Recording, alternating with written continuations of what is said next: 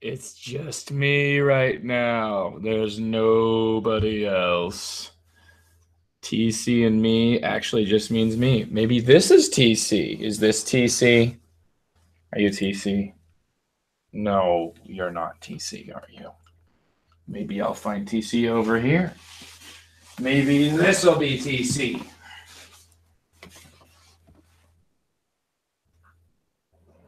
Are you TC? No. Not you either.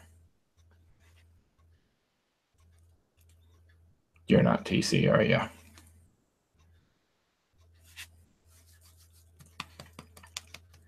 Well, do you mind talking about board games for a while? Do you mind giving the public your opinions on what you've been playing? Are you going to be able to verbalize them very well, those thoughts? You understand you can't just say it's fun. You can't just say I like it. You can't say it's good. And then when I call you on it for just saying, oh, I like it, it's fun, you can't then just turn around and say, I'm judging it based on my excitement to play or my enjoyment. Yeah, that's basically the same as saying it's fun. You understand that, right? We have a bar to hold up here. We're journalists. We're real reviewers. That's what we do here. We review board games and we make sure to make them relevant for all of our audience. No, at least you're trying. Yeah, you're friendly. Yeah, just don't lick the orifices. That's a little uncomfortable. The rest of it, the forehead, that's fine. The lips is a little bit awkward. The ear hole's the worst. That one just feels weird. I feel like you're giving me an ear infection. Yep. No, I'll put you down now. Well, nobody's watching this currently. It's just me waiting for TC to show up. And the most fun is going to be when TC realizes that I've been recording this the whole time because for those of you that are unfamiliar with our process, I'm Joe Sellen, the host of The Long View, with TC, also the host of The Long View. Yes, there are two hosts. There's room for us both. And anyway, TC does the editing, but he pulls the audio from the YouTube video, so he's going to have just a blast listening to this. Maybe he'll just keep it all. There's a lot of visual comedy there. Not comedy. I guess I shouldn't call it comedy. A lot of visual, maybe cringe. Let's just call it cringe. Visual cringe there. The first cameo appearance was Bogart, and then the next one was Froley. And anyway, yeah, they're basically around most of the time that I'm recording anyway, but they're usually pretty quiet. If you ever hear a bark, though, totally their fault. They're just eager to be on camera, you know. Can't stand the fact that that I would record without them. How dare I be in the eye of the public without giving the opportunity to them to give their 2 cents. And that would be my dehumidifier in the background.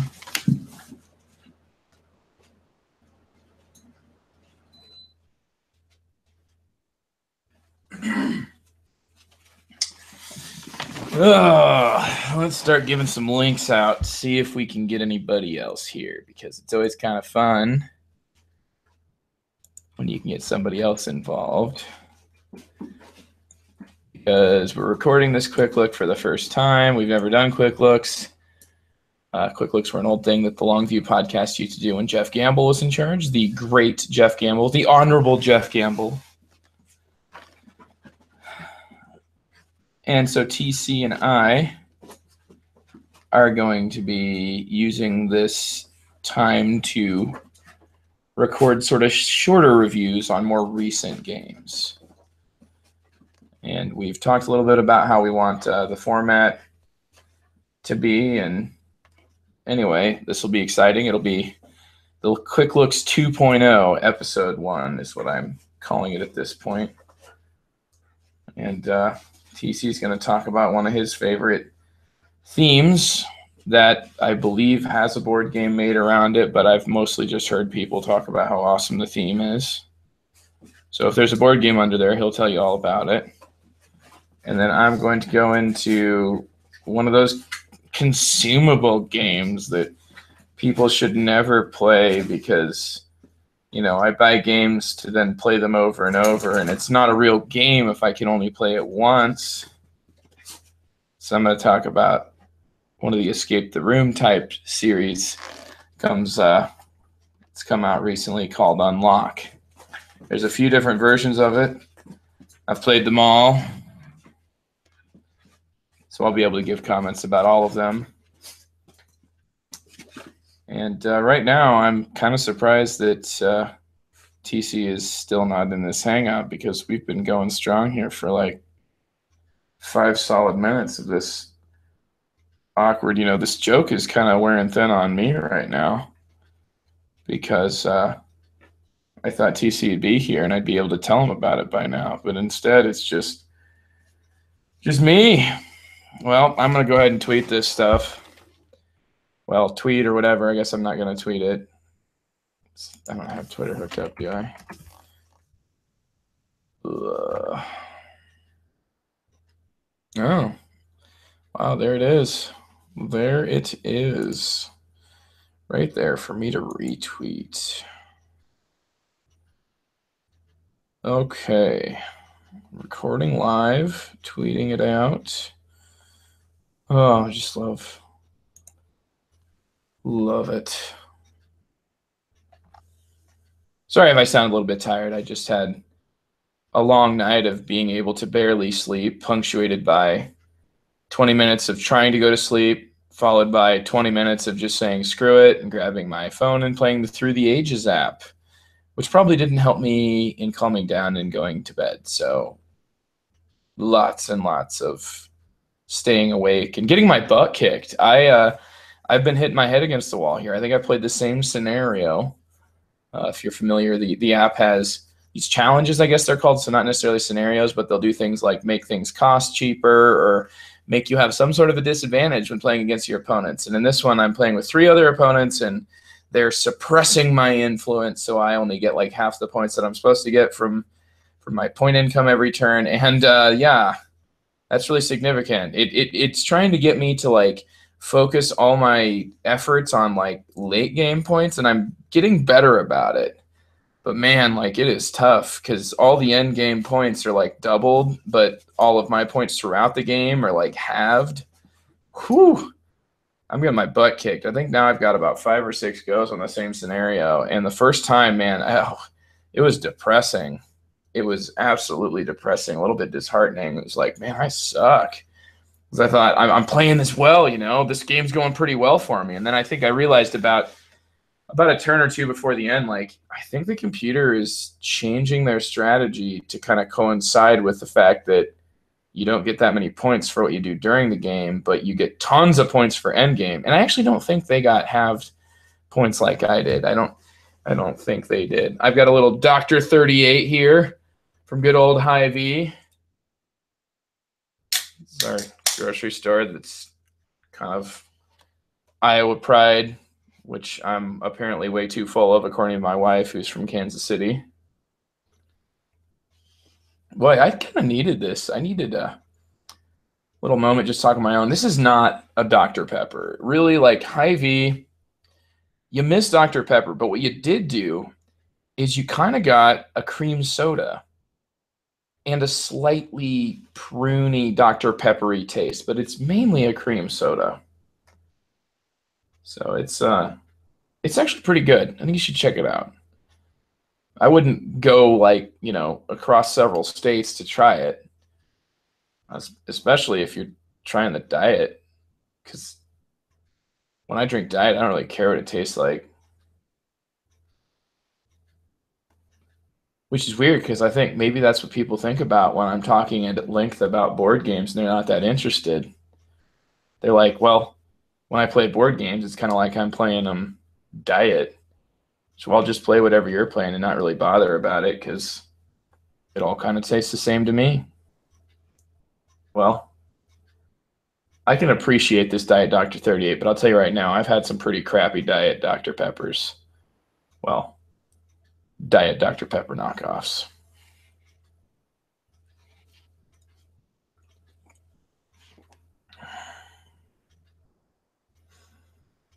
I need to tweet about this still.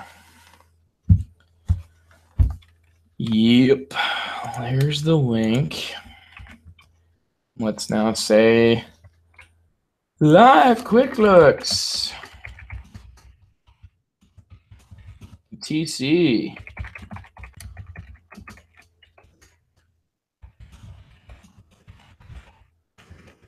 TC. It's TC. TC is not recording. Looks like TC's got the anti-mic going on. He can now maybe hear me. I can't hear you, TC, but you know what? Maybe we should just record it like this. Maybe I should just record without. You think it'd be better that way? If I was just quiet? Yeah, just keep it this way. I can't hear a word you're saying, but I just would like you to know, TC, I've been recording for like 10 minutes. Oh, are you sad? Like, you're going to have a nice little video, like a vlog here to go off of. We call it Joe's Loneliness. Which, TC, for real, man, we need to look into the criteria for what'll net you a Grammy, or at least be Grammy worthy of being able to be submitted.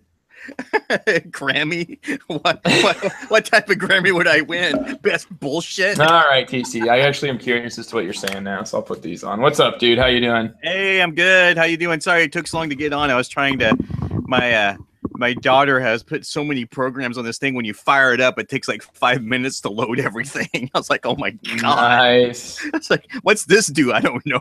I should stop that. I should stop that. Maybe Google, maybe Chrome will load now. Nope, still not loading. Better shut this down. Wow. I thought my son was bananas when he started loading all this. Oh my God. I feel so old and cranky. It's sad. Nice.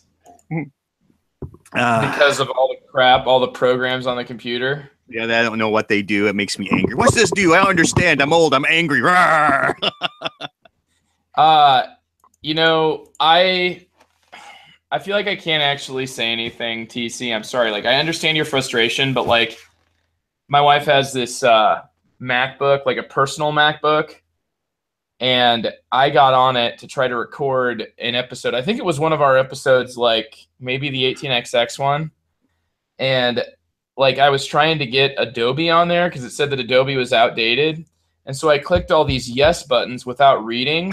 And apparently it was actually like one of those viruses. You know, it's like, I feel so upset about that. Like, are you really going to prey on people that think they have to update something on their computer? That is just, like, I was like, oh, crap, this isn't working. Okay, so I have to do this. And the other thing is that website, the website that has the Adobe download, had a link that went to this. And I assume that it's one of those things where it's being like, some third party is selling their ads. But come on. Like, if you're selling things that go to Adobe and then you have little links that you can click on that essentially download malware, like, that's what I did. I downloaded malware on my wife's MacBook because I thought, well, Adobe did need an update, but like the Adobe site that it brought me to, this other things it brought me to, like, ended up saying, oh, this is where you click, and I clicked there and I downloaded a virus or something. Yeah, adware or some crap. It's some sort of game, some sort of like game that keeps coming up, like Gem Castle or something like that. I forget, but it's on her computer, and I've now looked at forums on how to delete it. That's how I learned that it was malware in the first place, and I've deleted it twice, following the instructions on those forums, and it just keeps coming back. That's not good. I hate computer stuff. Sometimes drives me up the wall. Mm-hmm. Like Well, I can't update the Longview podcast. I cannot update the Longview podcast's account because I am like when I try to log in to the Weebly like page editor. Let me try I'm trying to do it right now. The Weebly site builder. It says, dun, dun, dun, dun. Wait, What's it doing right now? Oh, it's actually working? What? Oh, come on. No, As soon as you complain about it, now it starts to work. What the heck? I'm like, when you start to sort of frustration, man. It's that sort of frustration. Like, oh, you're not gonna work, and now you work. Oh, great, yay, hooray! This is awesome. Yay! Wow. Because I still need to upload like our two most recent episodes, which were boy, what were they? What were they, CC? Just what were they? The last one of them was Twilight. The last one we did was the froth-ridden love letter, and then the one before that was Twilight Imperium. I know because they're in my editing queue. Yeah. So the last ones that we finished, so we did finish. You got done editing the Twilight Imperium one and the first one that we put together. Yeah, that's being sure. And we had the what was the other one? There was the StarCraft one. Okay, yeah, StarCraft. Yeah. Yep. Bro, it's all good. Yeah, that love letter one's gonna be a lot of fun. I'm sorry, dude. I've never had that happen on my connection before, and honestly, I'm getting fiber wire connected out here, and if this is the future of my connection now, like I've had like 6 months of not fast connection by any means, but at least consistent. And I'd almost take consistent over fast because at least I know what I'm working with. Yeah. In my last place, man, there was every time I'd call up MediaCom, they'd get up on top of their ladders out at the phone, the box on the telephone pole, and the guys would always just come back looking like they'd seen a ghost. They're just pale, like I cannot unsee what I have seen. I don't know what's wrong with it. I don't know what to do, and I'd call them again, and it would work for a few days, then it'd go back to this just, like I get 120 download, and then all of a sudden it would just cut out for a solid 30 seconds and then come back on, and it was awful. And now at this new place, it's, it's country internet. Well, it's DSL, so it's actually not that country, but it's way slower. So it kind of limits what I'm able to do. If I wanted to actually make like a legitimately well-produced and well-shot, high-quality video to upload to YouTube, it would take me like about 12 hours to upload that video. God. You live where there's civilization, right? Come on, TC. Yeah, I don't live in Portland, TC. I don't live in the place where it's like, here, hand me a PBR. What's the Wi-Fi password? Yeah. Well, give me some coffee. Yes. What's the Wi-Fi password? Okay, cool. I'm just gonna sit here all day and just retire. Just do nothing but surf the internet and crap. I gotta watch my language. We're live. I can't complain. Portland's now going to implement a Wi-Fi everywhere policy. It's crazy. They've even got like I think one of the providers is like putting like these little sensors on top of like a street sign, so it like just spreads the Wi-Fi out everywhere. It's crazy. Yeah. But I don't. Okay. Yeah. The editing cues there. I'm probably going to edit this one and put this one out. Give you this one too, because we need to get a quick view out. Okay, that sounds cool. Are we private, or are we broadcasting live all over YouTube? We're just broadcasting. I mean, nobody's here. Hello, everyone who's not here. Hey. Yeah, there's nobody here. And maybe someday people will watch and they'll be like, oh, my goodness, I had no idea that Joe was such a sad, sad person. Yeah. Who thinks wasps are bees? Oh, yeah. Yeah, but the first 10 minutes here was just me. Like, I thought I would be all cheeky and record some creepy intro, and then you took longer than I had material for. So 90% of the problem is my fault. Whenever a game goes bad, it's my fault. Whenever things don't work, I'm used to it. I'm always in this perpetual state of trouble. I just don't know what it is. It's my That's right, man. Every It's time your I'm at fault work that and I came off really creepy and melancholy. every time I hear my name at work, I get a little concerned because I'm like, uh-oh, what did I do? Yeah. You know, whenever it was like my fourth or fifth week at my new job, like the head of the guy who runs laboratory administration came up to me and said, "Hi, TC," and I got really scared because when I'm on a first name basis with someone in upper management, it's usually not a good sign. Oh yeah, You know, like, I'm right with you there, dude. Yeah, I'd rather the boss not know that much about me. mhm. Okay. Well, I Okay. found the link here. So board game wise, I figured we'd talk a little Ascendancy. I'm not I okay with am that, dude. I am very intrigued with Three Kingdoms right now. I am obsessed with I this game. understand that, TC, but you've only played it once, and I really want to talk about it after we've played it more. I know I've got a game Wednesday I've planned out for it. I got a game Saturday morning planned out for it, and hopefully Saturday evening. So I'm gonna get like 3 to 4, but I am whenever a game punches me in the face or does something I don't think it does right, I immediately get obsessed with. It's like you saying, "Oh, this is a terrible game." Really? Where? I gotta try this out. Show me the terrible game. I'm proving you wrong, damn it. And this the fact that it's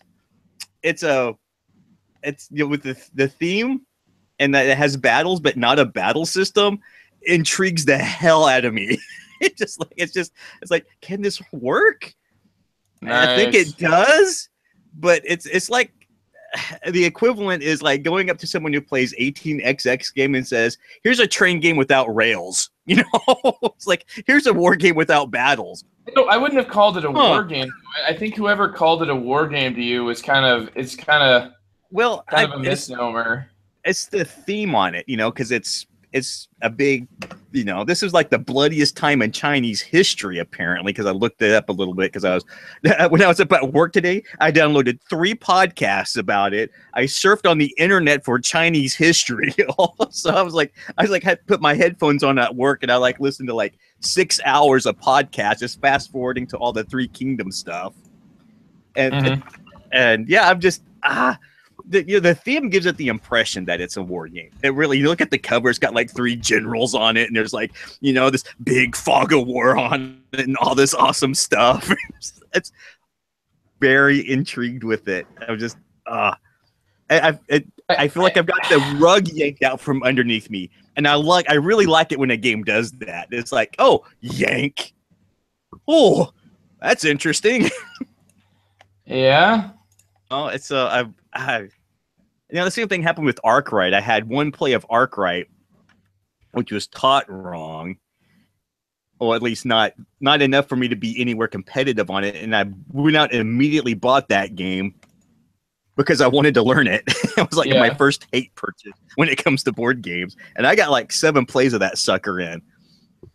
Even my wife was like, this is supposed to be, because I told her, it's got the spinning ginning, it's got weaving and all this stuff, it's the textile industry, and she got real obsessed with it. She goes, oh, and she just wanted nothing to do with it. So I had to take it and take it to people who wanted to play it. I'm like, no, we're not getting rid of this game, honey. I want to play it more. Please don't take away my game. Nice, TC. But yeah, I want to get more plays of it, but I want to have a further discussion on it because it's, like I said, I like it when games do something different, and this is doing some things that are very different, and I'm very much intrigued by it.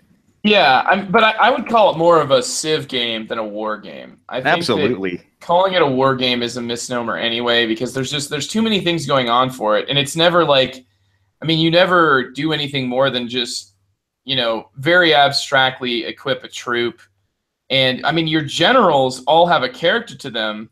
But a lot of those generals are not war-based at all. Some of our better administration, they're like, you're kind of a general in name only, but you're really good at administration, so we're going to send you out to gain popular support, right? Just go and do this thing, Yeah, go and do this. Chow, whatever. I'm just like, I love the fact that you're feeding your troops. You got to give them gold. You've got to support them. it's a little odd that you can't like kick someone out of a border, but I'm willing to roll with it just to see how it goes. It's really odd not to be able to like hear. It's so funny. I mean, Joe, I wish you could have seen the first time we did a battle in this game. Because we're looking up the rule book. We're like, okay, I've got a guy with ships. It's a navy. All right, it's got navy. What do you got, Carissa? Okay, Carissa, you've got what is it? The ones with the spears. It's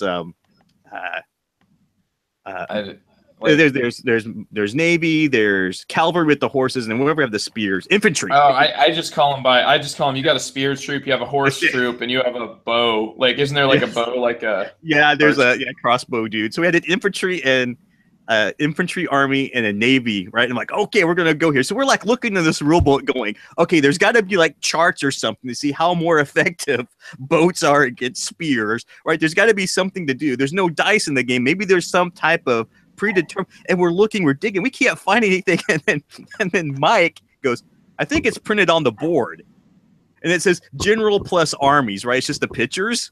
And we're like, yeah, no way, it's that simple. No way. So we're it's like, just another spot. It's just another spot. It's not like, guys, I think this battle is just bidding. I think it's just whoever has the highest number on their combat plus however many armies are with them wins it, regardless of what type it is. So Carissa like loses it. She's like, are you kidding me? They just go up, assess each other. They like just beat their chest, and the other people just take off, right? Without losing anything. It's like, yeah, I'm looking through the rule book where I'm trying to teach you. I'm like, I think so. I don't see anything about losing troops or anything. And she was like, dude, my troops just left without even throwing a fight. No, get back. It was the funniest thing I've ever seen. She's all like, no, I'm Shu, man. I'm a warlord, man. No way my guys are coming out with their tail between their legs. They're fighting to the death. There's no way. Lose it, right? It's just the funniest thing I've seen, right? It's just hilarious. I'm like, oh, that's awesome. We need to play this more. I like this game. I mean, it gives it that next level because you know there's never any uncertainty. Yeah, and so then I'm like yeah. So like I'm like all happy. I'm like, yeah, I won this, right? But then I found out later I gotta like feed these fools, right? Oh, they need food and gold. Oh, I just sent 2 guys in there and I don't quite have that. What do I get? Oh, you get this -3 point flag. Oh, that looks bad. Well, do they stay there? Yeah. Even though I didn't feed them? Yeah. Okay. Guess they just went hungry. They cannibalize each other. I guess they just, okay, cool. I'll just take this -3 points. Of course, that cost me. I did not realize losing 3 points. Points in that game are tight. Oh yeah, like the end game score, like they have all those different things that you get points for. Joe, I wish I recorded that first game. Just watching, a historical war gamer wrap their head around that and just looking for stuff that wasn't there. Oh, Joe is so funny. It was so awesome.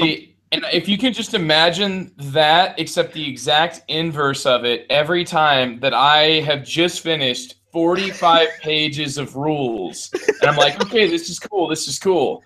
And battle resolved with dice. Yeah. This example that we're going to give you in the rule book is an example of somebody going into a fight where they were probably going to win and then getting their face kicked in because of bad rolling. This is the way this game is going to play out for you.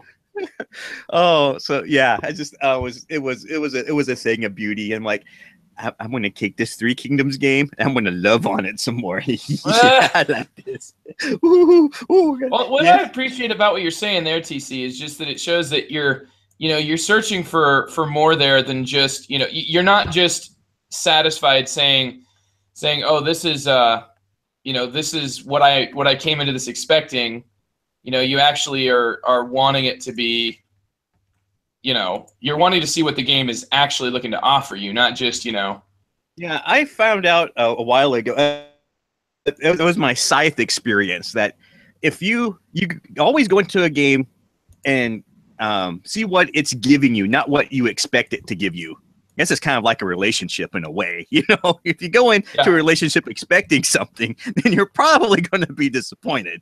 But if you go into a relationship saying what it can give you and what it can offer you, and like, oh, okay, well, that's kind of neat. That's kind of cool. The fact that it doesn't have a battle system, maybe that's a benefit to it. Maybe it's trying to do something else, right? Maybe that's not the crux of the game. Maybe the crux of the game is something else. And I was actually I was going to ask you about this.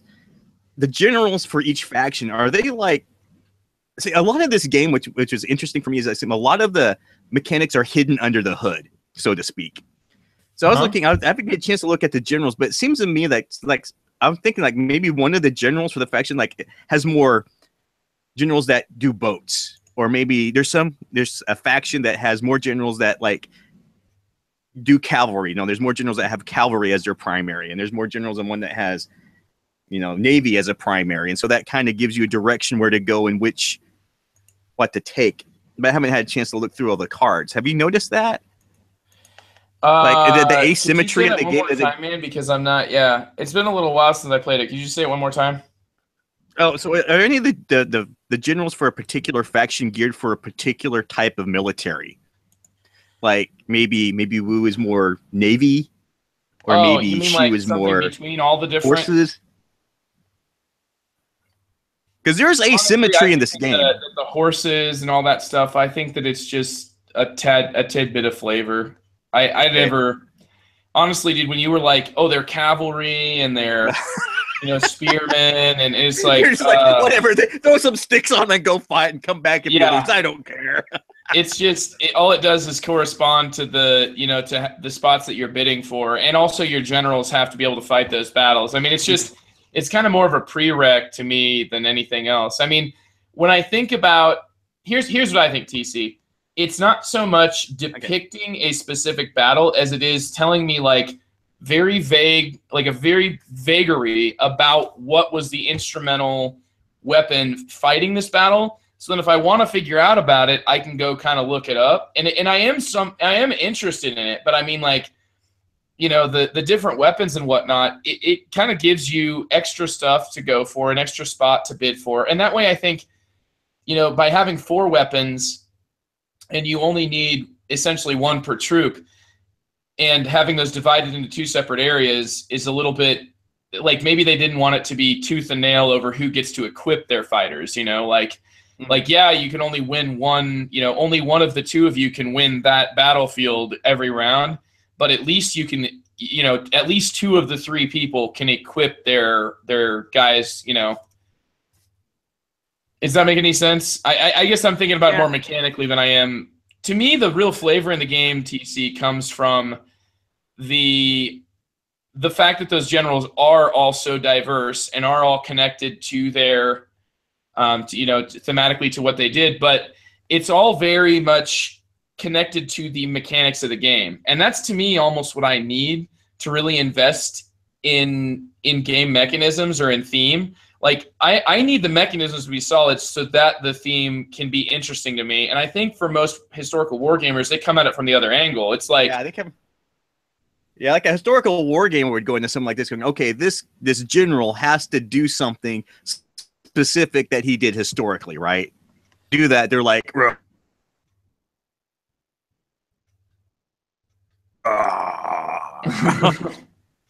well, yeah, like, to give you an example, like I just played a war game last night, one that I would highly, highly recommend that you check out.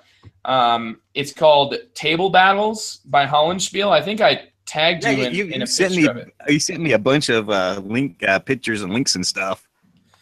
Yeah. Oh, dude, you need to check that out. And here's what they do. It's a very abstracted system, but I think it's one that wargamers can still appreciate because these specific forces from each side have like almost a hierarchy of who they must attack, if that makes any sense. Like, because Cromwell started his attack on the Northern Horsemen of the opponent's side, like if Cromwell is able to attack, which is driven by dice, but it's not roll for success. It's more like roll to load your weapons, and then the actual firing of the weapon is deterministic. But like, you're not going to have anything in that weapon if you haven't been able to roll what you need to like load that, if it makes any sense. Yeah. So it's interesting. It's about the most basic input randomness, you know, in terms of like the output randomness of like, well, now our guys are going to fight. How do we know our guys are fighting? Well, because we're out of control. You know what I mean? That to me, like, I don't think about like Carissa directly associated rolling all the dice as like that was the battle, because she wasn't able to actually participate in the battle. by like setting it all up. The battle had to take place, and it was each of those dice were like her dudes. You know, they were her warriors, and they were, you know, the control that she had was all basically vested in how they did. And for me, it's like, well, if you're going to take that much control away from me, then I don't give a crap if I'm the general or not. Like, I just rolled 2 1s. These guys are trash. It's not my fault. I got a terrible warrior force. These guys are ill-equipped. Well, you don't know. They could have like tripped up in the mud. They could have, you know, had a bad day. They could have been caught by surprise. You know, they suck. They suck. Yeah. And you know what? I wash my hands of them. They just. You would not be a very good leader of armies, Joe. Probably not, man. You guys suck. You're done. Well, it wouldn't be. Let's put it like this, man. I feel like there's more to it than the dice roll allows. You know, and I understand that it's like, oh, you can add all these modifiers and stuff. Yeah. But like to me, and I know this might sound weird, but like my favorite battles are the ones that I can basically see the possible outcomes going into it, and where it really depends more on resources that the generals are willing to spend more so than actual like out of your hands ability, if that makes any sense. Like I'll go there and I'll give a motivational speech, TC, but if we take, you know, if we just absolutely suck and there's and you know, I see my soldiers going out there on the battle and just running for their lives, it's like, you know, it's your funeral, buddy. See you later. We're done. But it could be a very scary place. You don't know. Oh, Sure. See, that's I just like that. You know, I understand Carissa's hang up to a large extent. Where if you're going, battle should be largely unpredictable. You should have some control, some things, but when it comes down to it, there are so many variables, and you know, she's a student of history, and I get all that, but. You know, it's really funny. It's really funny. I was listening to a bunch of podcasts about Three Kingdoms. Maybe I was listening for something about them complaining about, you know, that maybe it needed a battle system specifically. And I listened to Heavy Cardboard. I listened to Punching Cardboard. I listened to what was it? The Dukes of Dice. I started listening to the Long View, but I ran out of time today on my drive home. The things that people were complaining about was when you draw the what were those 2 card decks? There's like this, what are they called? There's a unification and separation. Thank you. They were complaining that you went there and you drew a card, and if it was something that had a prerequisite you couldn't do, it was too random. They couldn't deal with it. It's like, no, that's too random. You should be able to draft it because that's just almost, you know, we don't like that. It's too much. It's too random. I'm like, oh my God. No, I'm glad this game didn't come with dice because they would have been all over that thing, saying the one thing they don't like is the dice rules for the battle system, right? Yeah.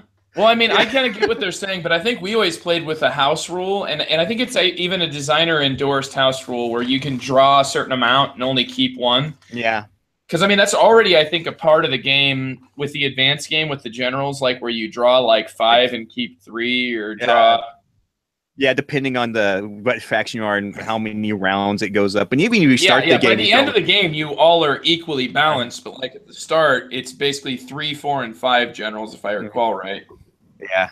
And it brought back memories of people playing like Deus and stuff, and like, oh, the card draw's too random. You can't do anything with what you want because I want to do this one thing, and you know I didn't get the card I wanted, so I don't like the game.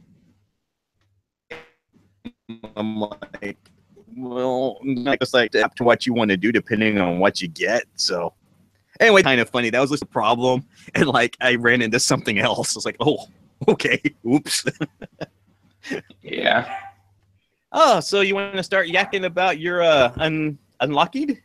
Oh, well, I mean, either you could go first here, TC. Why don't you tell us about Star Trek Ascendancy? I mean, should we do like an intro or something? Like, oh, I'll put an intro in. See, when we do our long view stuff, even if you forget to introduce us and everything, that's okay because I have all that pre-recorded. And it's going to go right at the front. All right, cool. What I did record, I mean, if you listen to the stuff that I awkwardly recorded before you got in here, I did kind of do a little bit of an intro, but I'll just go ahead and just do ones that I feel like I'm saying these things, okay? 3, 2, 1. Hello and welcome to the Quick Looks section of the Long View podcast.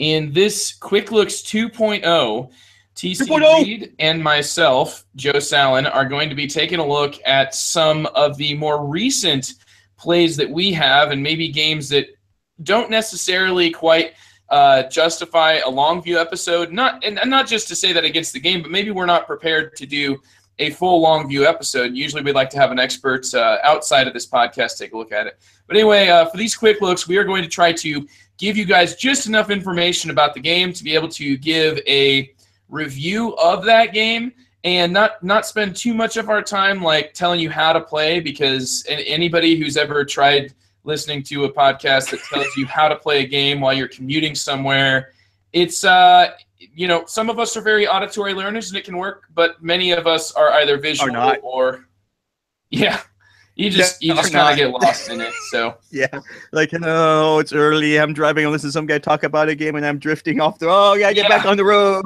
Well, yeah, and so in rounds 4 through 8, you're now going to only get 3 actions, and the actions you can take are somewhat different than the first round. If you remember, in the first round, you were able to take any of the 7 basic actions and the 3 supplementary actions, but here they've taken away the ability to do 2 of those supplementary actions. So now you're left just drawing cards when it's using your second action. So as you can imagine, this changes the game quite a bit.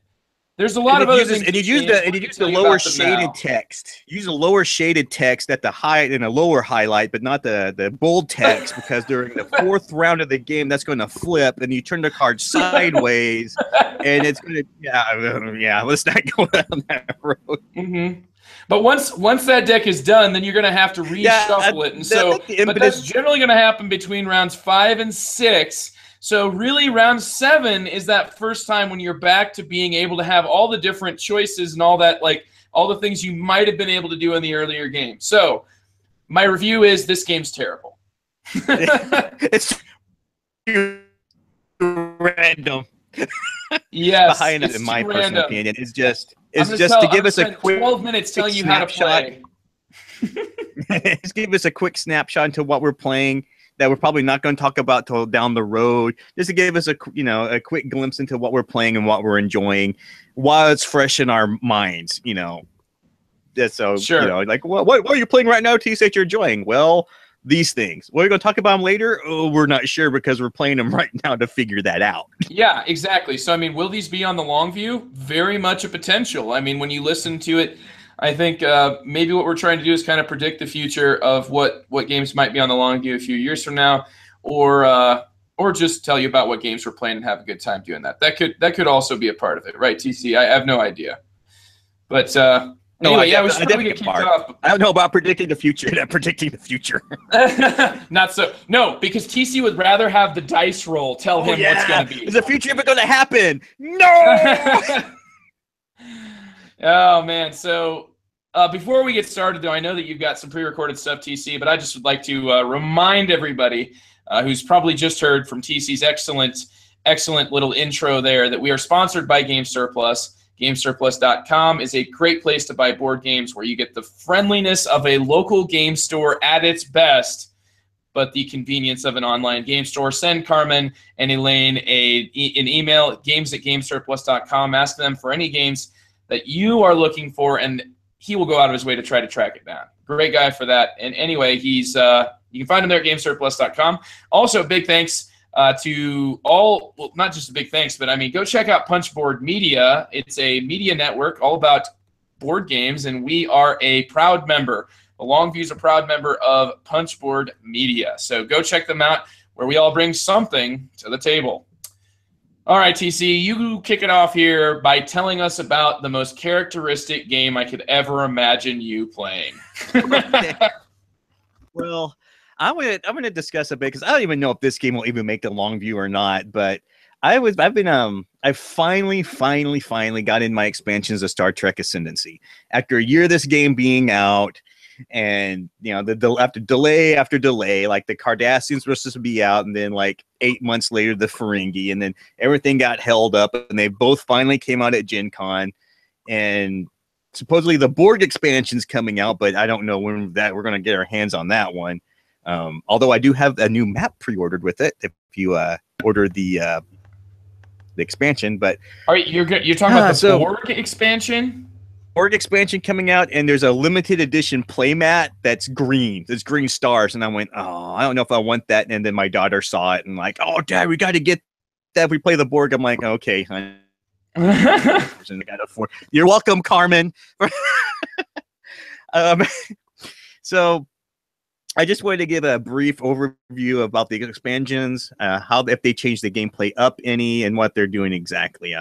So first off, we had the two new expansions were the Cardassians and the Ferengi.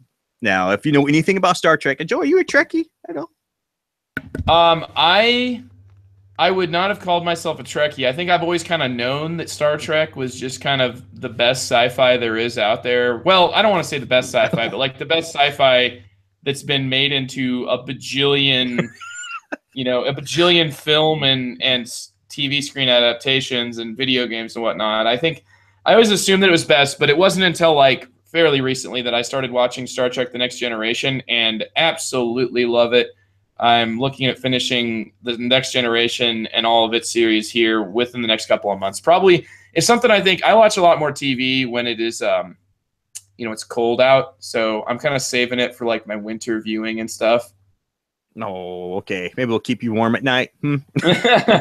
I do really like Star Trek, though. I mean, I'm not really a Trekkie, though. I think where I distinguish myself from a Trekkie is that I think a Trekkie gets into like the characters, whereas like for me, I'm more like there, I guess, for really the message and the narrative.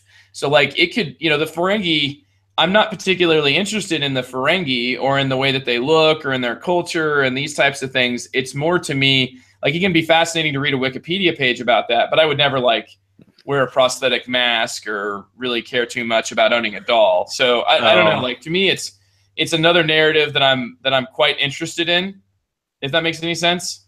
Yeah, well, I have a Defiant Christmas ornament I put on the tree every year for Christmas. That lights up. I think my dad has the Enterprise, and I grew up with that. It had like light up, like would flash, in kind of like that sort of soft way that advanced sci-fi things constantly flash on and off.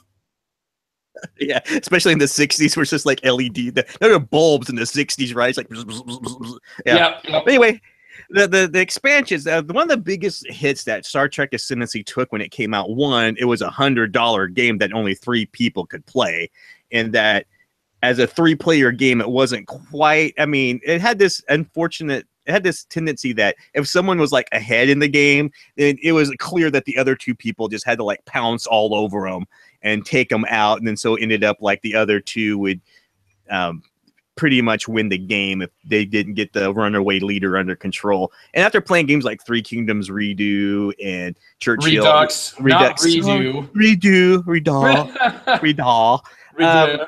Which are Triumph and Tragedy, which are phenomenally balanced 3-player games. It's really hard to look at Star Trek Ascendancy as the base game and be like, well, it's a fun 4X game. I wouldn't necessarily call it balanced. So I was curious, adding the 4th and 5th players, if that would change anything. Now, the expansions aren't going to change up the gameplay a lot. You're still doing the same things, but when you add 4 to 5 players, it does take away the ganging up on one person. You can still do it if you can convince the other 3 people at the table to go after one person. It's just, a little bit more difficult, because if someone says that, you're like, hey, why are you suggesting that? Maybe we should keep an eye on you. So playing it at 4 to 5 definitely it increases the game time, because as it was, Ascendancy was like it was like an hour per player. You add like a 4th or 5th player, you're looking at a 4 or 5 hour game easily. And it still has everyone takes their turn and does everything at once. So the turns can be really long, because you're building and then you're executing and you're exploring and doing all that stuff. But the Cardassians do specifically, for people who are familiar with the base game, is that they're about taking over territories. They're all geared about being aggressive to take out for planetary invasions. I mean, they've got a fleet that they don't even have to roll to do successes. That fleet of 3 ships come out, all 3 of them just automatically succeed without even rolling the dice. which makes them really bad, especially when they're doing planetary invasions. And they actually get culture tokens for every successful planetary invasion. So that's how they generate their culture, because for those who don't know, every 5 culture tokens you convert to Ascendancy, and 5 Ascendancy tokens win the game. So once you get your head wrapped around that, it's pretty neat. So it's not that different from the other 3 expansions that were in there, but the Ferengi really changed things up quite a bit. And what makes the Ferengi so cool, and what makes them my type of faction to play, is that you have to get up in everyone's crap and convince everyone at the table that it's in their best interest for you to get up in their crap.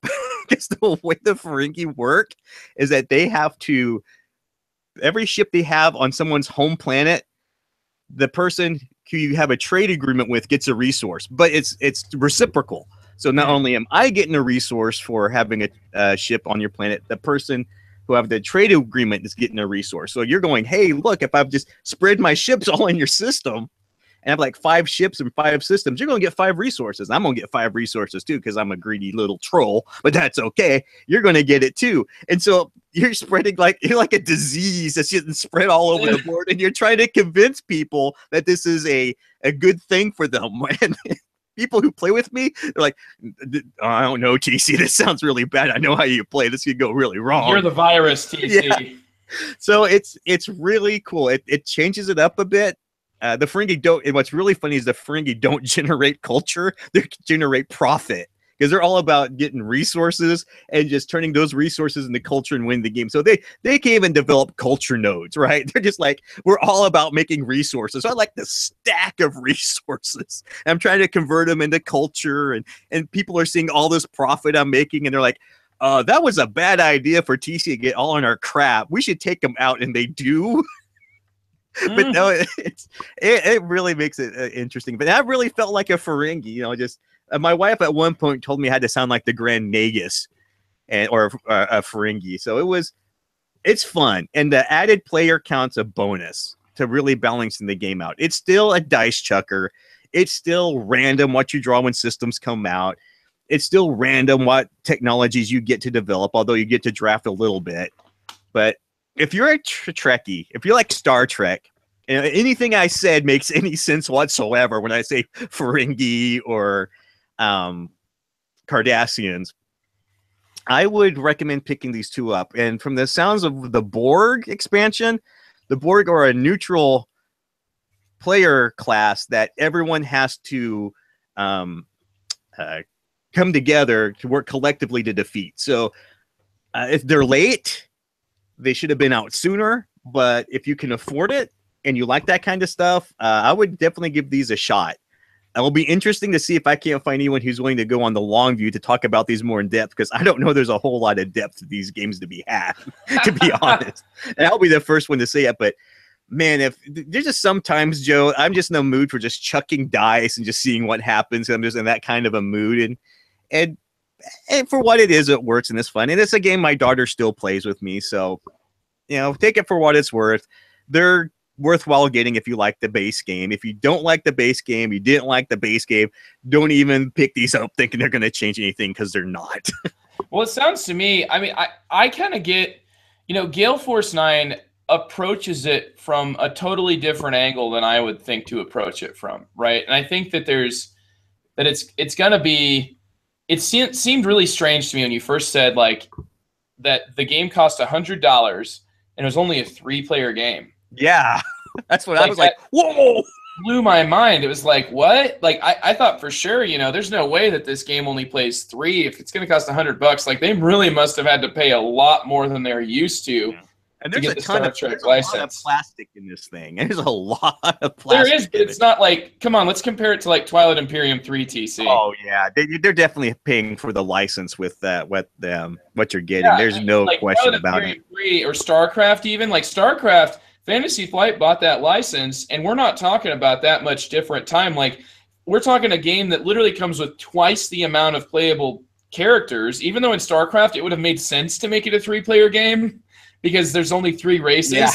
Star Trek literally developed an extra faction of every race just to make it so it went up to 6. And then you have hundreds of beautiful, amazingly crafted miniatures. I mean, it is, like you said, it's a license and it's a game company that I don't think it just has the type of capital that Fantasy Flight does in terms of being able to get in on a game. What do you think about the artwork in the game? What do you think about the fact that they use so much in-game or like paste-ups, mock-ups of actual pictures from the series? Well, if you would have asked me that about 2 years ago, I would say, yeah, they should have made their own artwork, because I like art. I like when people draw. I like that stuff. But did you ever see what they did to Firefly Legendary Firefly? Oh, okay. I figured you might bring that up. But holy crap. I would have preferred. Would that have been better? Would Firefly Legendary have been better had it just been pictures? I don't think so. I think so, because I was looking at I've broken that game out quite a few times with people who are Firefly fans, and I think it's one of the base sets or one of the first cards you get has Walsh the pilot. I think that's his name, and he looks like Odo from Deep Space Nine. Maybe it doesn't even look like Alan Tudyk. It doesn't look like him. His name is it's Wash. Wash is his name. Yeah. It's like, whoa. I mean, it's like I mean, I had someone say, like, "Are you sure you handed me the right guy? Because it doesn't look like him." And at that point, it's like they should have just took him pictures. If I was producing that game and that's the art I got, I'd have been like, "Can we take some stills off the TV show right quick and mock something up? Because this isn't going to cut it." I agree. All right, man. So to me, like, the artwork is only that so important anyway. I'd say that, like, there really is. It has the Dominion problem of being fairly consistent. And then there's like at least 1 to 2 cards. This is like boom. Yeah, that are like a totally different style or just poorly proportioned. Like, I think one of the biggest criticisms. So Wash doesn't really look like Wash, and then the what's her name? The courtesan, the companion. Inara. Yeah, she does not. She, like, her head is like way too big. It's like 40% bigger than it should be. You're right. I forgot about that. You're like, It really looks like almost chibi level artwork. It just doesn't fit in with the rest. So I mean, I get it, but like, to me, dude, the actual like stills of the show, like I don't think there's a game that I've ever played that had stills from the show that I thought like didn't just feel like a cash in. Yeah, I mean, would I prefer better? Would I prefer someone? Yes, I absolutely would have preferred someone to take the time to make a phenomenal piece of art of Ferengi. I would have loved it. But if that's not an option, then I'm okay with just pictures. Here's a question, though. Here's an interesting, just making me think about this. I think Legendary Encounters, the original Alien one, was never criticized. And it had great artwork. It was like cartoony. I have that. It was cartoony, but it was like from a comic book, I believe. Yeah. I believe there was actually a comic book that they lifted it from. Like, probably. We're totally cool as gamers. And I was fine with this. Am I a hypocrite because I was fine with them reusing the comic book artwork? I was fine with them using that again. I'm fine when I see, like, with Fantasy Flight, man, if you want to play like a Game of Thrones game from 10 years ago and then go back to playing Game of Thrones, the card game 2nd edition with cards that are being released this month, you will literally see the exact same artwork popping up over and over again. The same thing with the Arkham Horror card game, because I'm playing that. I'm like, dude, I've seen all this artwork in the Arkham Horror board game. There's nothing new here. No, yeah, it's like they're saving money on the art there, and I understand, and I'm okay with that. I'm okay with them reusing artwork from before, but it's like I'm not okay with them using stills from the show. No. And maybe it's just to me, I feel like I'm more conditioned to dislike stills than just I see stills and dislike them, because I have played by this company. I have played Firefly. I have played Spartacus, Blood and Sand, and what other big releases does Gale Force 9 have? I know they have a Doctor Who game coming out, but what? I never played that. I know it's not, I've seen it, but I haven't played it because it's not out yet, obviously. But there was another Gale Force 9 game. There was Firefly. There was, but yeah, it seems like I seem to recall most of the games I've played with them are just still shots. I know Spartacus definitely was. It is, yeah. Well, I would say this, like, okay, so a little bit of background. Jonathan Pierce was on my podcast on The Good, the Bored, and the Ugly for so long, the first year and a half or so, and then he started being a little bit like his life and work just kind of took control of everything and wasn't able to talk. But what always made me very puzzled about John was that the reason he got into board games was him and his wife sat down to play Life, the game Life. And as he was playing, he's like, none of my decisions matter. This is just kind of like whatever happens, happens. And he's like, there must be better games than this. So that was kind of what drove him to then do research, find out about tabletop. And then he figured out that, like Gale Force 9, Firefly, and he just loves Firefly, which what's really interesting to me is I've played in a game of Firefly. I don't remember. I don't think he was there, but like I've seen him play in Firefly. And it's like, to me, the difference between Firefly and Life largely is that Life is vague because it is trying to apply to everyone and thus feels like it applies to no one. But it gives about the same strategic depth as a game of Firefly, because in Firefly, you're basically like you, if you know how to play the game, you just know where to go to get the right stuff, and you just kind of do whatever it says on the card. Like, you're very, very rarely actually making decisions. It's usually just like, oh, here's a quest that was in episode 16. All right, cool. I'm going to go do it by going here and then doing what it says on the card. And I usually don't make many decisions. The only thing I might decide to do is go and get loot, which if you're playing the game for the first time, you have no idea where it's at. But if you're playing the game for the 15th time, then you have exactly an idea of where every card is at and every single OP combo, and you just go get the OP combo that's for what you want to do, and then just go do it. And to me, the reason Firefly works so well for him isn't so much that the gameplay is any deeper in Firefly than it is in Life. It's that it's specifically about Firefly, and thus it is much more applicable than Life can be, because Life is trying to apply to everyone. Firefly is just like this one series that was 17 episodes long or whatever, like wasn't even that long. What? And a movie. And a movie, yes, like a two-part Serendipity, or whatever, not Serendipity, Serenity. Serenity, yep. Yeah. So, and I do like it, man. I like Firefly. I like that the movie as well. Like I'm a fan of both of those things, but I just, to me, like, gaming is just a different thing. It's just a different thing. And I'm not sure, like, they literally this last Wednesday, Jonathan was going, like, he had a plan to play a 3-player game of Star Trek Ascendancy. And, I sat there and I was kind of like just, observing their game as it went through. And it was very, very similar to like the same sort of things that happened in Firefly. People kind of did what was clearly the best choice. And I felt kind of like there wasn't, terribly that much under the hood, but it's mainly about like, the Ferengi behave in this game system in this specific way that if you have this prior knowledge, aka, you're a fan of the series, have seen these episodes and stuff, that it sort of like connects to something and thus forms a bond in your mind that makes it much more engaging. Well, yeah, with the Ascendancy, it's like if people are playing with Star Trek and they're playing the Klingons, they know they're the aggressive race. They know they've got to go out and kick some butt, right? Yeah. If you're playing the Federation, then you inherently know that you need to go out and explore planets, right? It's just it cuts down on the explanation, because when I teach Ascendancy and people with their Ferengis, they're like, "How do I kill things?" It's the first thing they ask, right? So like, okay, here's how you do it.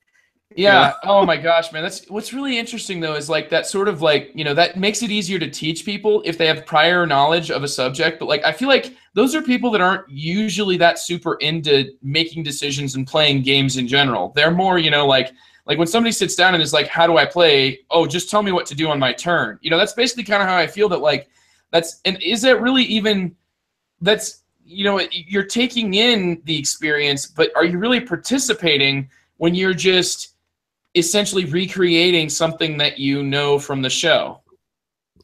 Well, that's kind of tricky. Well, in terms of applying it directly to Star Trek Ascendancy, there are a ton of variables. I mean, the way the planets come out, the way the encounters come out. You talked to your buddy Andy about. They said they don't even like that game simply because they can like flip a card and it's like a crisis and like their fleet's just wiped out. I've heard that there's event cards that can literally set you back like 8 to 20 turns, depending on where you're at and how bad it hits you. Yeah, I mean, for example, I like one of my first turns playing the Federation. I'm like, dude, okay, but as a Federation, you can't do planetary invasions because you know why? You're the Federation and you have the Prime Directive to deal with. So you have to go and convince people to join the Federation. You can't planetary bombard them. which is kind of sad. It'd be kind of fun to like be like the Terran Empire and like go take over people. But so I built this fleet I built a fleet that was specifically around diplomacy. So I went out to like convince these people to join us. I got a bonus to my role. So I'm like, all right, boom, I got there. I got the fleet. I got the planet. There was no hazard because sometimes you flip over a planet. It's like got this red alert symbol on it. That means every time you roll on this thing, like you're going to have to do it. But okay, bye, Joe. Bye. I'll get back. Oh, TC, I have to go get water, man. That's okay. Take water. My voice is killing me, and I was like, you could keep this going and not have to edit it if I'm trying to communicate with you non-verbally, but instead you're like, no, I'm going to wait for you. I can wait. I'm fine. I'll BRB, dude. I need water. I'm noticing my throat is going, and I know I'm going to have to give a review here, and I'm not going to be able to do it on how dry my throat is.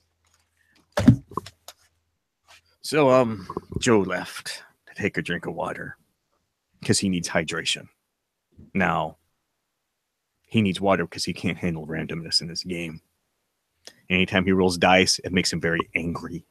And it dries his mouth out because he's so angry. His anger actually evaporates water from his mouth physically. You can see it steaming out the corners of his lips and his teeth and just this coming out as a fog over his face. At that point, you know you're playing a good game with Joe. If Joe gets thirsty, you know that's a great game. Oh, TC, sorry about that, man. I've got my water now. Hey, hang on. When is your podcast going to be over? I'll go within a few minutes. You want to say hi? Hi. Hey, buddy. You want to play Haunted House with me? I'll play Haunted House with you. Let me finish up. I'm going to get Vince Cake to watch. He's obsessed with the Haunted House. Anyway, so back up a bit. There is randomness in the game, and it can take you out. Like, when you explore a planet, there's like a red alert sign, and every ship on there, unless you have a fleet specific that says otherwise, has to roll to survive the hazard. On top of that, you can flip a card out. My fleet survived the planetary hazard, but the event was the planet killer, right? The big cigar thing from the original series. Remember that? It goes,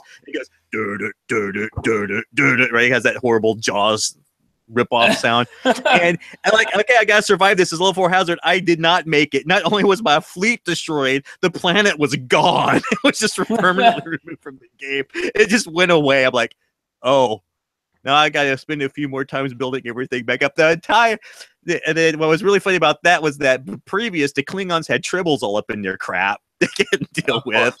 Yeah, so yeah, it can set you back, and it's all random, but you know, in terms of the spirit of the game, it's fine because you just go, oops, that's not a good thing. Well, TC, the thing is, like, I feel almost like you're arguing against your own style here because we had, like, I don't know if the discussion will make it in at all to the actual episode, but we talked so much at length about Three Kingdoms Redux and what you're appreciating there.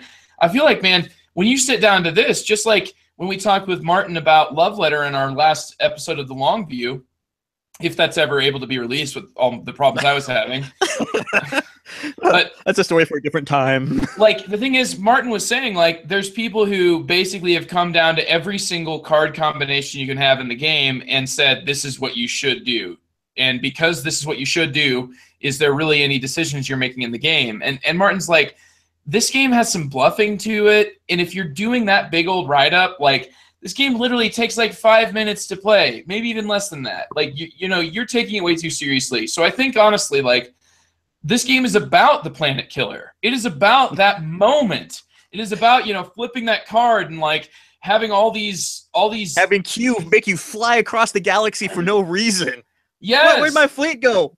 Why? Because Q says so. Well, that was random as hell. It kind of makes sense. It is Q. I mean, he does randomly show up and mess with you. So, hey, I just got Q-ified. Cool. Yeah. Well, I just absolutely love, like, I mean, I love that Q story in the original or in the Next Generation. Like, you know, it was the very first episode of the Next Generation. You know, I started with episode 1 and it was like Q, and I was like, wow, this is like really interesting, you know, like forcing these individuals to justify the existence of their entire race, you know, their entire species Like that to me was an awesome way to start, even if the first season was really difficult. Like if it's difficult to go back to, those 2 starting episodes are not. I mean, you go ahead and I think it's a 2-parter, right? Yeah, Encounter at Farpoint. Yep. Yeah, and it's really excellent. There's some other highlights there, even that first season. But like to me, here's what I'm thinking, TC. I almost want to avoid playing Star Trek Ascendancy until I've actually finished The Next Generation and watched some of the other series. And I'm not sure how much I'll be a fan of the other series, because I do think they started to get more into like, what direction they're going to be heading with these different like plot lines, and they became less episodic but more of a narrative. And maybe I'll like that, but maybe it'll take away what I enjoy about Star Trek. I think that I'll enjoy it because like most of the shows and things that I like, I find that the episodic nature makes it difficult for me to care, because it's just like, oh, here we start back again. Yeah, nothing's changed. What are the stakes? Yeah. Nothing.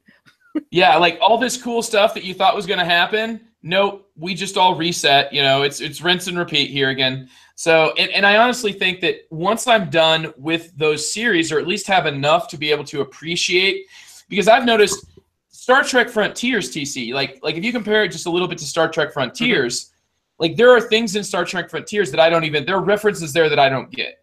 Like many of them, because I've not seen these series except for the Star Trek The Next Generation. And there's like 3 or 4 other ones that are fairly highly regarded by the fans, and they make their way into these games, and I'm not going to be able to appreciate it until I've seen those. That's kind of the way I feel about it. Would you say there's any truth to that? Well, I mean, there is a little bit. I mean, half the fun of me playing Frontiers is running around in a Defiant with Captain Sisko and having all the villains on my ship.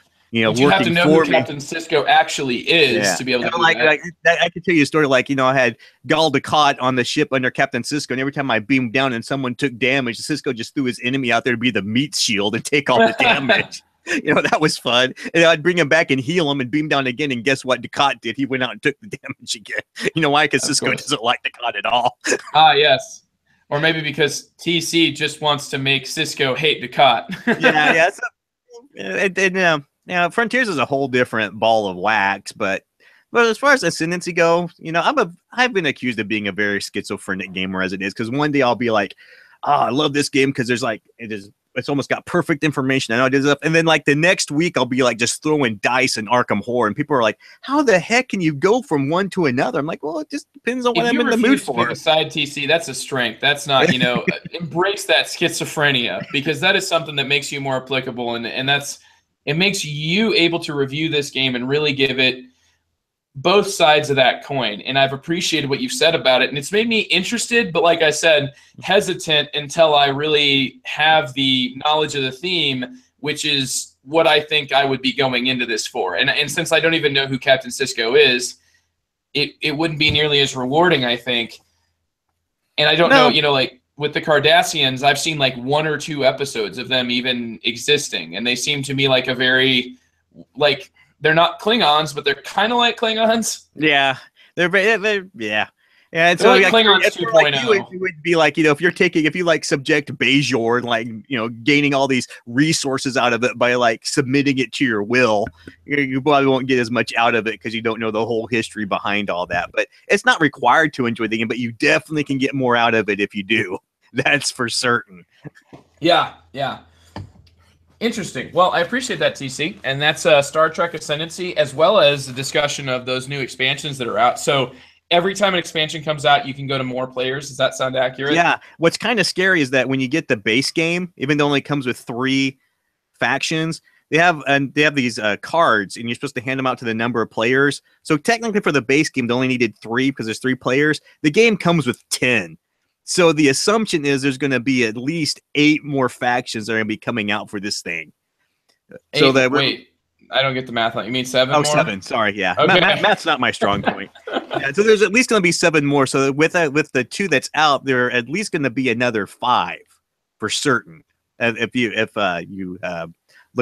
take that as gospel, which is probably not, they could lose money and be like, we're cutting our losses after the Borg. Screw it. Yeah. Well, I wonder how it's going to work out for him that way. I mean, it really does, I think, hinge on people's appreciation of the theme, but it sounds to me like the company's asking quite a lot in terms of patience with all their delays, and the fact that they really came out with a product that to me seems like it was about half done.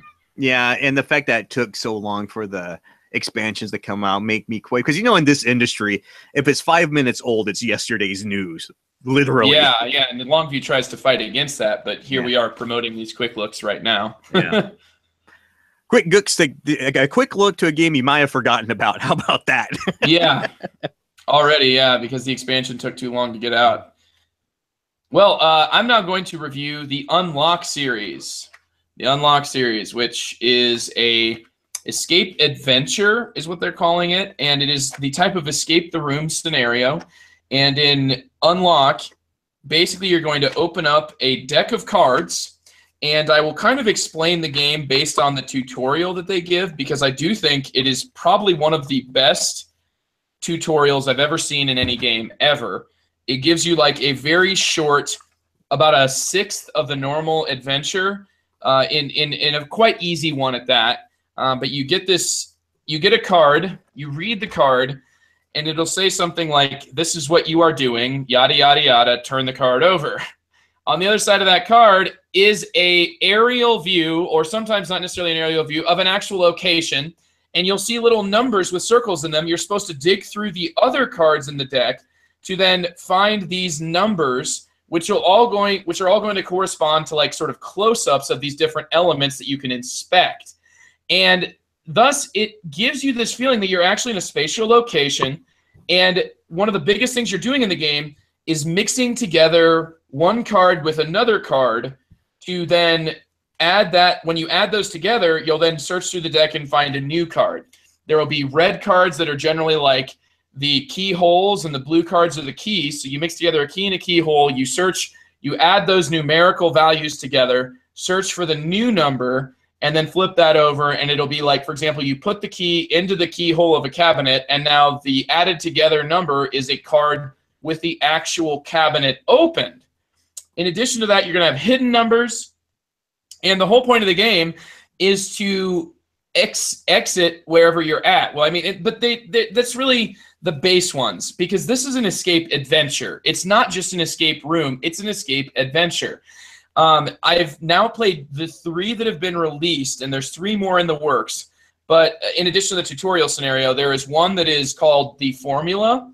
There is one called Squeakin' Sausage, which is as quirky as it sounds. And there's one called The Island of Dr. Goose. It's like Goose with a... The Island of Dr. Goose. Excuse me. Goose. Said the words. Which I'm still convinced must be some French pun, because it makes no sense to me as an English speaker, and English and Spanish speaker. I don't understand what gourse means, but whatever.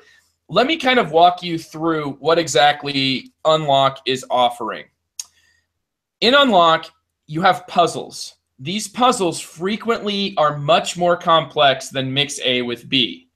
They will be about visually examining your surroundings. There will be hidden numbers maybe hidden in there that you can then grab the card once you found that hidden number. And these hidden numbers are just ingeniously hidden. Sometimes there is, like in the tutorial, it's just kind of smacks you upside the head. Yeah. Like big number there, yeah. Yeah, I can see the number. But then later on, like these hidden numbers are like, holy crap, like how can you see that? And you're going to actually need an app to play the game, which I didn't say yet, but the app can actually be set to let you know that hidden numbers are a thing.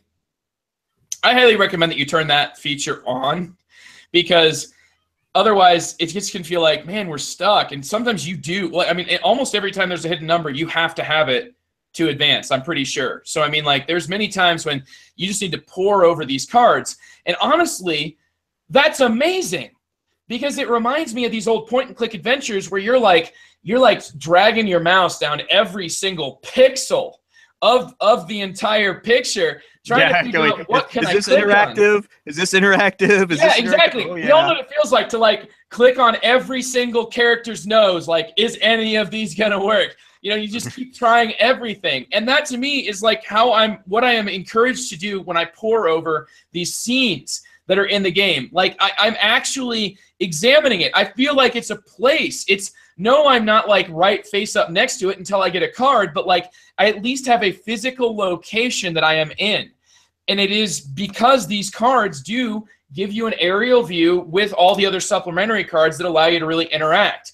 Another thing about Unlock that I think is quite ingenious is that when you're done with an item, you pitch it. You know, it's like, okay, you've solved this puzzle. When you solve the puzzle, the new card will say at the top, discard this card and this card. Because I always just hate it when I've got an item and then I need to use it later on, but I don't remember that I've got it. So like basically Unlock at least makes it so that you're filtered to where you can achieve the game in the amount of time that you're given. Unlock is a timed game. You'll press play on the app and you have 1 hour to figure it out. And that just ratchets intensity up like you would not believe. Like I'm sitting there like, oh no, we've got to find this. We have to go quick. And I really want to like, you know, if I'm going to win at this game, I want my win to be totally legal. So like I try to play the game hard and fast by the rules when I first play it. But even if you don't play hard and fast, there are all these hints that you can use. And the hints make it so that you're at least not, you know, stuck. But even if you do fail and you go to your time limit, you're able to just continue to play. You know, the game says, like, keep going, figure it out. Yeah. It'll keep giving you hints. So, I mean, like, I've now played all, like, the tutorial and these other 3, and I do not consider myself an unintelligent individual, but I have failed everything but the tutorial. Failed, like, miserably. Not even close. Like, every single one of them, I had to use hints towards the end to even get it so that I was close to an hour. And none of them actually worked. I failed them all. So all that being said, the puzzles that you're going to be doing will frequently do something amazing. And that is what I would almost call breaking the fourth wall of board games. Because it is a gaming experience. And when we come to this, it's like we're buying into the experience. We're buying into that we are these people in this room examining these objects. I'm not a person holding a deck of cards. I'm a person in this room, in this environment. But Unlock challenges that. It challenges it in a way that the game Time Stories did in its first scenario. Like, are you actually a character in an asylum in the 1890s or whatever, whenever that time period is set? Or are you actually a person holding a deck of cards? Because the puzzles that you solve will frequently force you to remember, I'm a person playing a game. They will use physical things that recall to mind the moving of your controller from port A to port B in Metal Gear Solid. Mm-hmm. Like those types of like, he's controlling your mind. You have to go in a place where he doesn't know. And of course, like I'm too thick to figure any of those things out. But if I learn about it online, I'm like, oh, how creative. And that's consistently the type of puzzles that you're finding here. That's to me what made that first game of Time Stories, that first asylum scenario, worth me checking out a later scenario. And then Time Stories ruined everything. It's terrible on a level that I hesitate saying that. I think that part of the reason that I feel so strong about Time Stories is how highly rated it is and how short-sighted I feel like the gaming public is for doing that. And I'm probably short-sighted in calling them short-sighted. Fine. But the thing is, what to me sold me on Time Stories was that, okay, there was this cool puzzle at the core. And then they came out with the Marcy case, and there was no puzzle. It was just about you and examining all these cards, and the price point was horrible. The game wanted you to replay it several times with no changes. No, literally no gameplay changes. Do the exact same thing. Yeah, I'm not going to do that. I have better things to do with my time than do that again.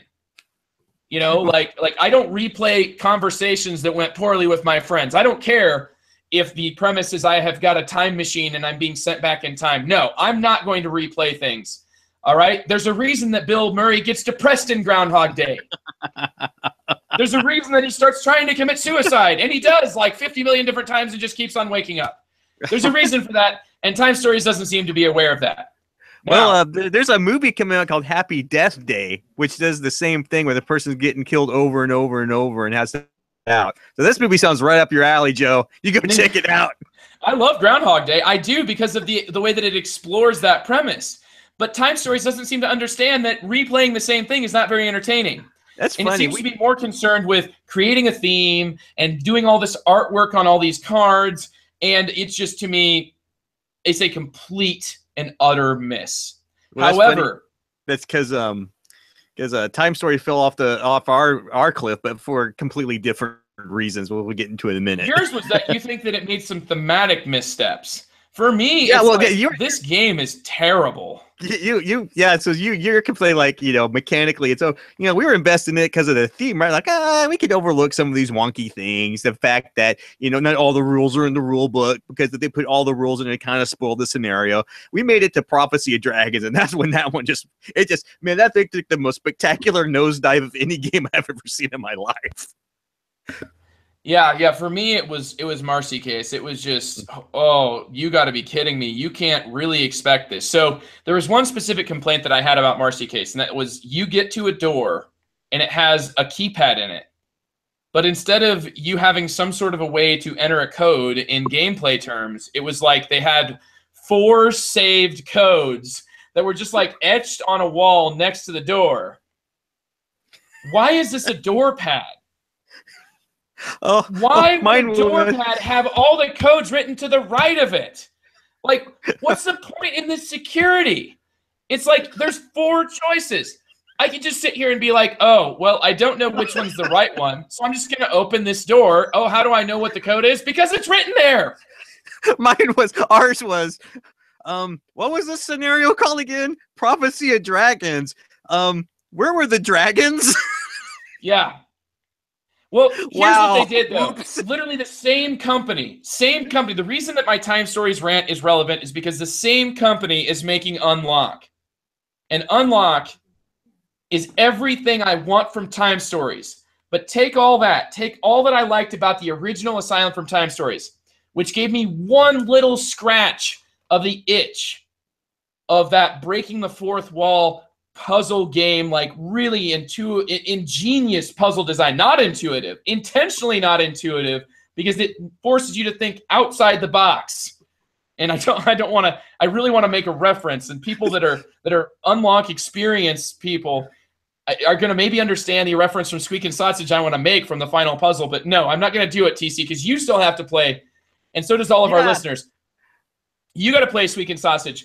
But anyway, to me, it takes all that I liked about Time Stories, times it by about 6 to 8 puzzles like that, and then condenses it into one single hour. That's not even a full hour, because when you get penalties, you lose time, and then makes it all come into one box that requires no destruction of components, easy to reset, and an experience that, yes, it's consumable, but it's only $15.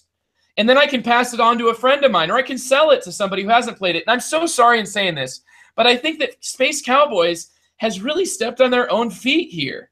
I think that either that or they realized that Time Stories was a literal house of cards that was going to collapse when people realized that what they're coming back for is just replaying the same day in their life over and over, like Groundhog Day. To me, Unlock is the core of what rocks about Time Stories, and it does it so well that there's no reason for Time Stories to exist. Well, that's rather harsh. It's a game, dude. It's not a person, right? I'm not talking about people here. I'm talking about a product. Time Stories is feeling really bad right now. He's like, I thought people loved me, but Joe doesn't like me anymore. It's the game, all right? If you like Time Stories, I'm really happy that you appreciate it, and you probably enjoy it for the thematic reasoning of, obviously, if you feel it misstepped like TC, if that's what you're looking for, then my reviews are probably only helpful to you in knowing what to avoid and what to do based on the opposite of what I say. So I'm going to be strong about it. I'm going to be the decisive voice here that I generally am, and say, go for Unlock. Don't go for Time Stories. It's made by the same company. It's like this company really is. They have it right here. Like, Unlock is amazing. It's brilliant, and I'm surprised when I look at reviews on Board Game Geek that the reviews for Unlock are so low, and Time Stories is somehow this wolf in sheep's clothing that is just this piece of garbage that's in our top 100 games of all time. Wow. And I'm sorry to use all these hyperboles and everything. You know how I feel about it. Oh, that's fine. That's great. I would say that, Unlocked is fantastic. Here's what happened with Unlocked. Joe says, don't play the third one. I'm gonna play the third one. So I went out and find the third one.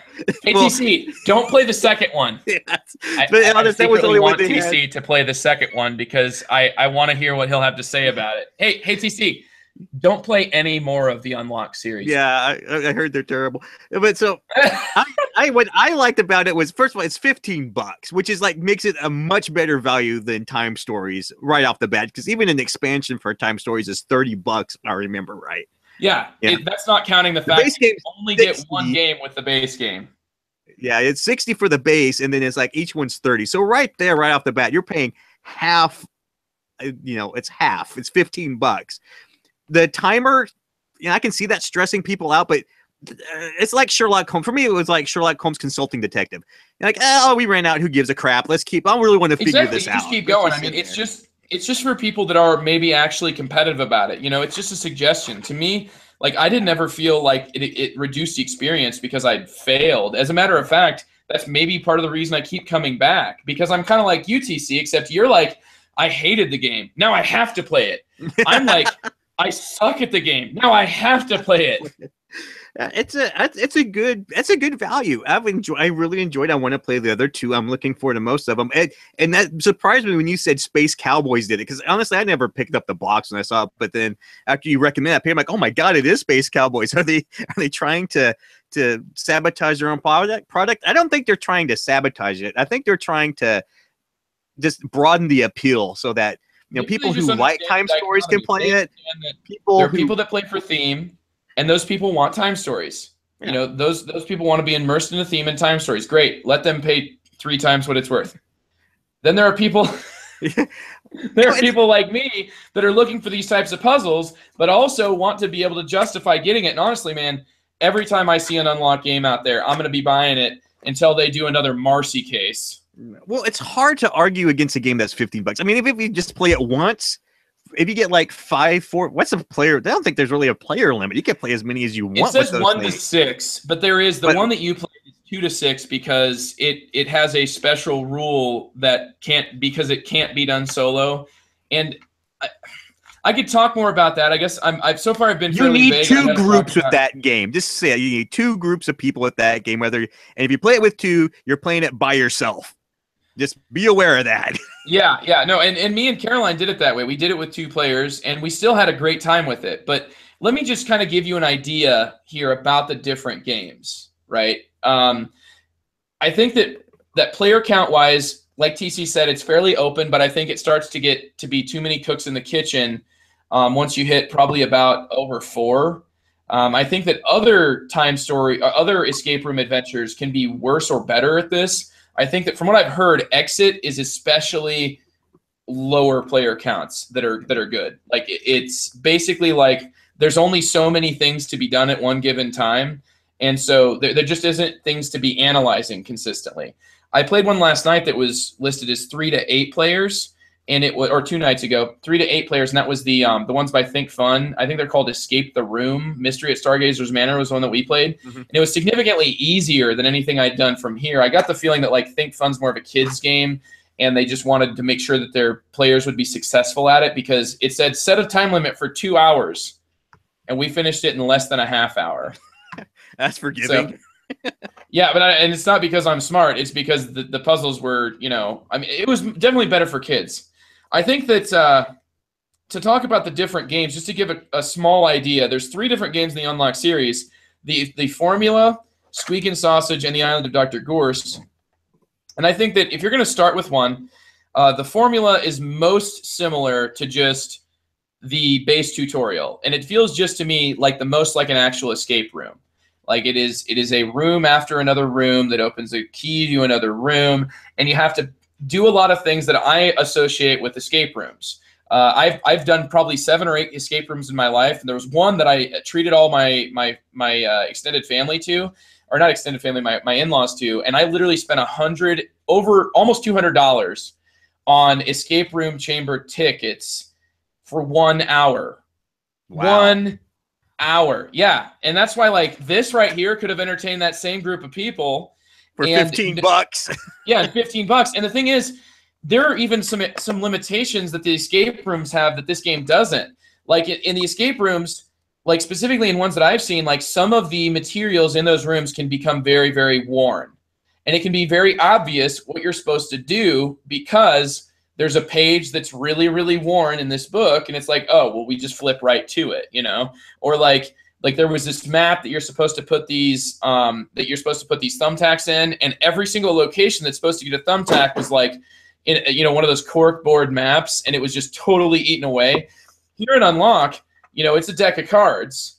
So, I mean, yes, the cards can get worn. Yeah, maybe you're going to have shuffling cards get than others, but it's $15. Like you said, TC, this is literally half the cost of one ticket to an escape chamber.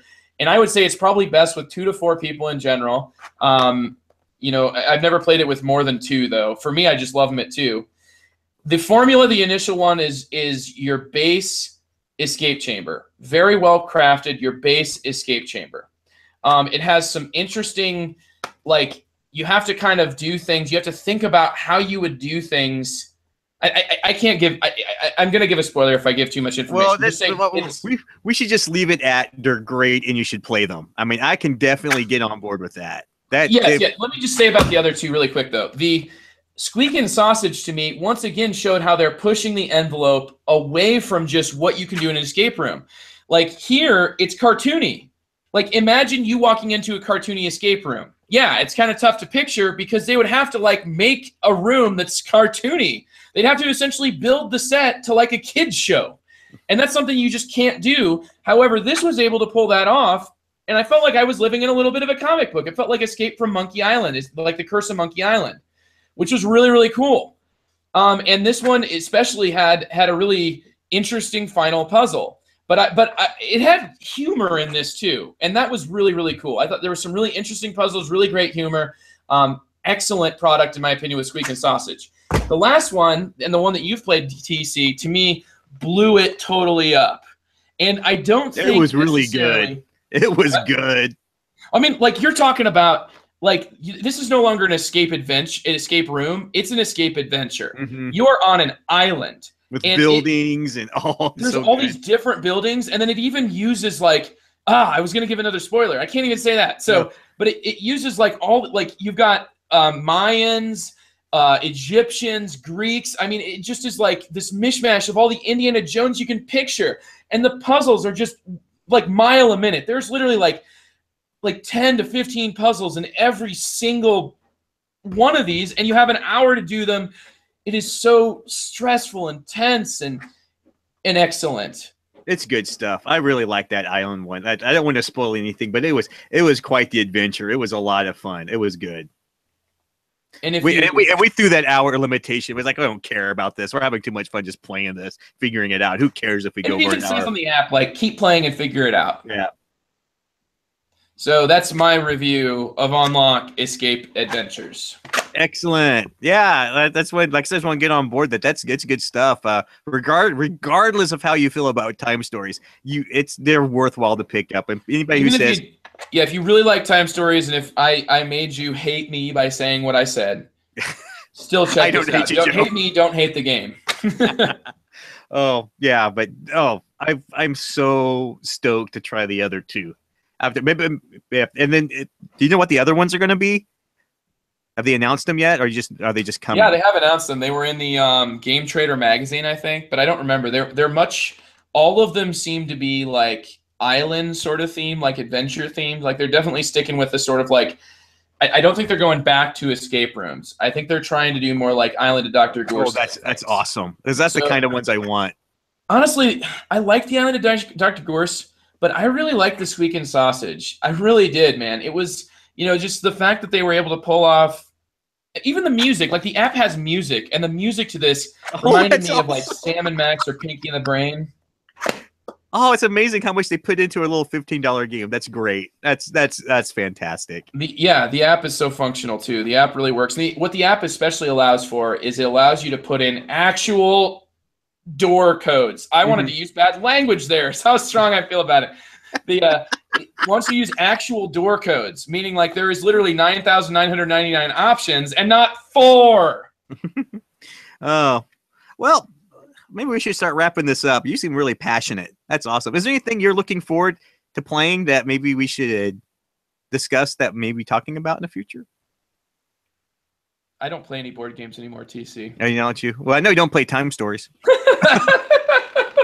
No, I'm super excited for the new unlock. Yeah. It's coming out. I really am. And I'm actually going to be doing a straight up video review where I'm going to start comparing it to other things, kind of like the way that I do with my silent coefficient videos.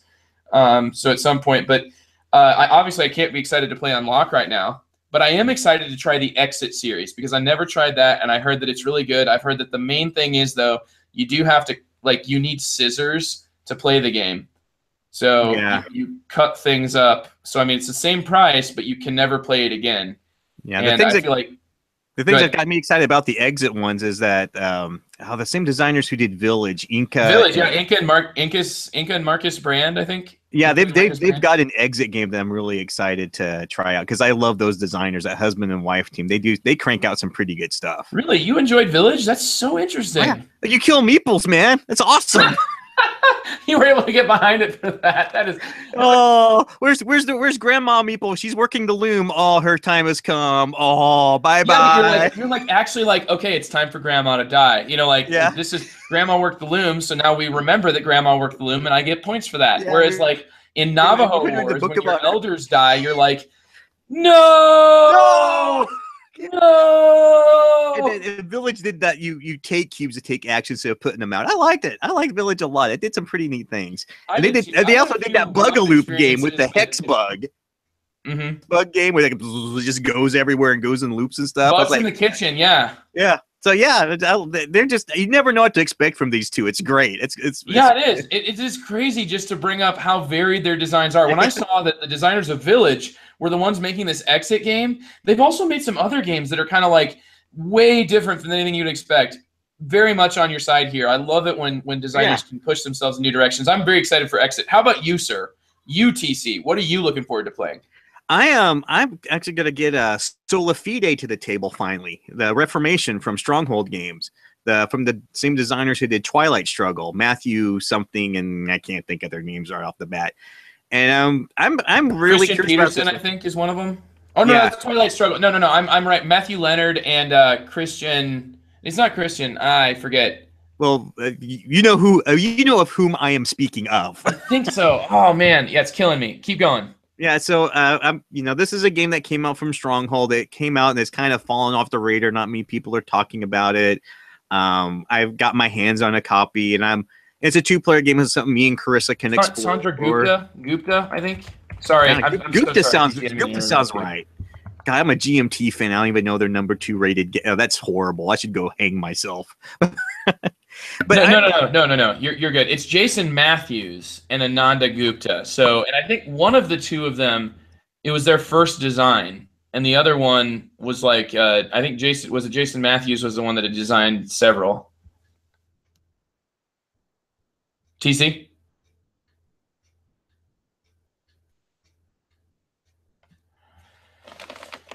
No,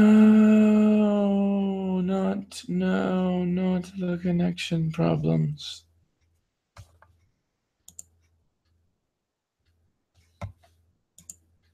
TC. It's only me. I think it's actually TC this time.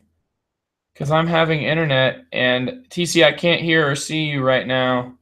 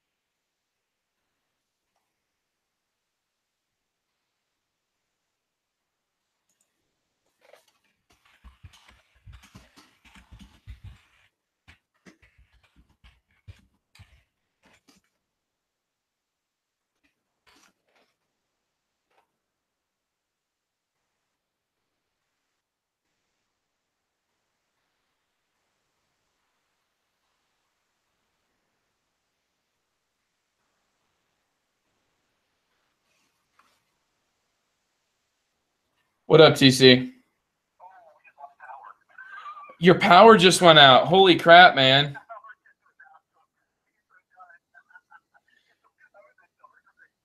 Oh my goodness, I'm so sorry to hear that. I'm glad you called. Hey, of course I thought it was my internet because it would have to happen one day after yesterday.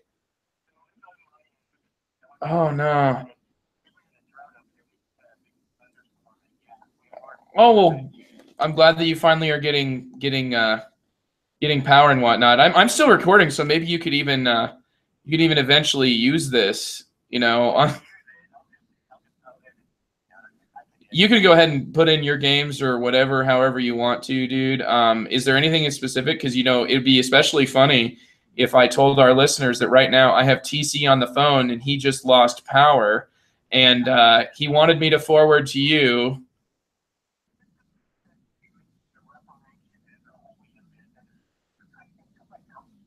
Ooh, wow, TC. I don't use those words on the internet. I don't use those words in public. No, TC says the Reformation is a holy event in his household, and is this seems to me like probably part of Carissa's studies.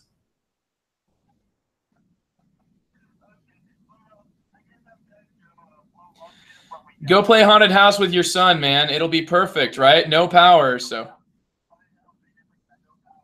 All right, man. Catch you later. It was great recording with you, TC. Bye-bye. I'm going to click stop broadcast now before I make any more cringeworthy jokes like you saw at the beginning of this episode. I hope you guys have enjoyed this episode of Quick Looks 2.0, the first of hopefully many, with me and TC Reed telling you about games that we have been playing that are a little bit newer than games we would put specifically on the long view, or maybe we aren't quite ready to put on the long view. I'm Joe Sallin, and I will catch you guys on the next episode of the long view.